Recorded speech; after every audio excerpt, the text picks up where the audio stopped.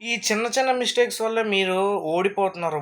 ర్యాంక్డ్‌లో గానీ, స్క్రీమ్స్‌లో గానీ, టోర్నమెంట్‌లో గానీ మీరు ఈజీగా ఓడిపోతున్నారు. ఈ మిస్టేక్స్ వల్ల మీరు ఈ మిస్టేక్స్ తెలుసుకుంటే మీరు పక్కాగా ప్రో ప్లేయర్ అయితే అవుతారు. నేనైతే మీకు 100% హామీ ఇస్తాను. లేకపోతే కామెంట్‌లో నచ్చినట్టు తిట్టుకోండి. Mistakes that you make in game.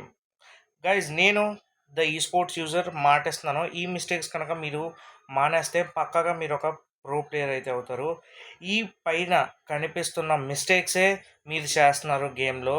So ఆ మిస్టేక్స్ నేను ఒక్కొక్కటిగా మీకు ఈరోజు ఎక్స్ప్లెయిన్ చేస్తాను. అండ్ వీడియోని లాస్ట్ వరకు చూసి లైక్ అయితే కొట్టండి, ఎందుకంటే మొత్తం ఇంపార్టెంటే. First topic over rushing.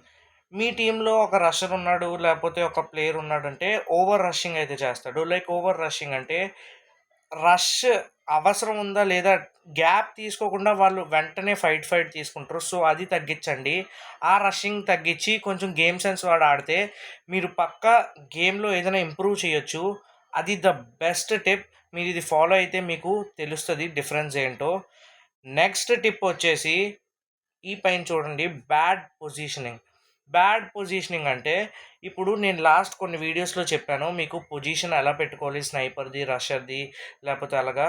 మీ పొజిషన్ ఏంటో మీరు ఆ వీడియోలో వెళ్ళి చూసి కమెంట్ అయితే చేయండి మీరు ఏ పొజిషనో, లేకపోతే మీరు ఈ వీడియో కింద కమెంట్ చేయండి మీ రోల్ ఏంటో, నేను చెప్తాను మీ పొజిషన్ ఎక్కడ ఉంటుందో. సో ఈ బ్యాడ్ పొజిషన్ అనేది మీరు మార్చుకుంటే పక్కాగా మీరైతే గేమ్ ఇంప్రూవ్ అయితే చేయొచ్చు. నెక్స్ట్ మెయిన్ అండ్ ఇంపార్టెంట్, చాలామంది తప్పు చేసేది వేస్టింగ్ యూటిలిటీస్. మీ గ్రనేడ్ కానీ, మీ వాల్ కానీ, మీ ఏదైనా యూటిలిటీస్ అంటే తెలుసు కదా, గ్రనేడ్స్, గ్లూ మెల్టర్స్, ఫ్లాష్ ఫ్రీజర్స్, అవి వేస్ట్ చేయకుండా జాగ్రత్తగా మూమెంట్ వచ్చినప్పుడు యూజ్ చేయండి. అది ఊరికనే యూజ్ చేయడం కాదు, చిన్న చిన్న సోలోగా ఉన్న ఫైట్స్లో కూడా యూజ్ చేయకండి. ఇదే one of the main tip. Next, no communication. ఏ ప్లేయర్ అయితే మీ టీంలో కమ్యూనికేట్ చేయడం, ఎనిమీస్ లొకేషన్ చెప్పడం, ఇట్స్ వేస్ట్ ఆఫ్ టైం. మీరు ఈజీగా ఓడిపోతారు. ఇలాంటి చిన్న చిన్న మిస్టేక్స్ వల్ల నో కమ్యూనికేషన్ గ్యాప్ అనేది ఉంటే మీరు ఈజీగా ఓడిపోతారు. ఏ మ్యాచ్లోనే ఈజీగా అయితే ఓడిపోతారు, రాసి పెట్టుకోండి. అండ్ ఈ కమ్యూనికేషన్ గ్యాప్ అయితే మీరు ఫుల్ చేయాలి, ఎందుకంటే మైక్ ఎప్పుడూ ఆన్ చేసి ఉంచుకోవాలి. Next topic, ignoring zone. మీరు జోన్ని కనుక ఇగ్నోర్ చేస్తే మీకు చాలా ప్రాబ్లమ్స్ అయితే వస్తాయి. లైక్ మీరు జోన్ లోపల అయితే ఫైట్ తీసుకుంటే ఫస్ట్ జోన్ కానివ్వండి, సెకండ్ జోన్ కానివ్వండి, ఇంకో థర్డ్ పార్టీస్ వచ్చి మిమ్మల్ని ఫినిష్ చేసే ఛాన్స్ ఉంది. సో జోన్ని మీరు ఎప్పుడు ఇగ్నోర్ చేయకూడదు. ఒకవేళ ఇగ్నోర్ చేస్తే మీరు చాలా థర్డ్ పార్టీ కానీ శాండ్విచ్ ఏదైనా అయిపోయి ఛాన్స్ ఉంది.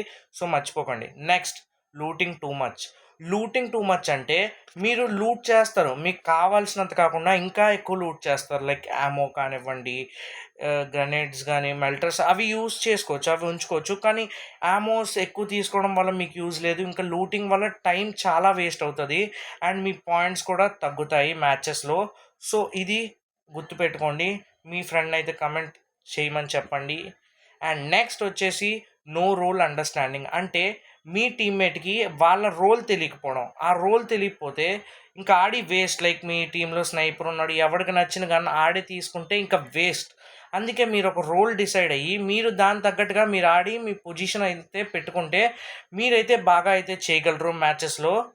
నెక్స్ట్ టిప్ వచ్చేసి panic in clutch situation. Panic అయితే ఎప్పుడు అవ్వకూడదు. ఎప్పుడైనా ఒక టీం మీదకి వస్తే మీరు ముగ్గురే ఉంటే మీరు టెన్షన్ అయితే పడకూడదు. మీరు ఫస్ట్ ఆ సిచ్యువేషన్ని అనలైజ్ చేయాలి. వీళ్ళు ఏంటి, ఎంతమంది, అలాగా మీరు జాగ్రత్తగా అయితే ఆ సిచ్యువేషన్ అనలైజ్ చేశాక మీరైతే ఫైట్ అయితే తీసుకోవచ్చు. మంచి పొజిషన్ అండ్ యాంగిల్ తీసుకొని మీ స్నైపర్స్ అండ్ నేడర్స్. ఇదే the best tip. Hope you like this video and comment చేయండి మీకు ఏమైనా అర్థం కాకపోతే. Thank you since for watching. Bye.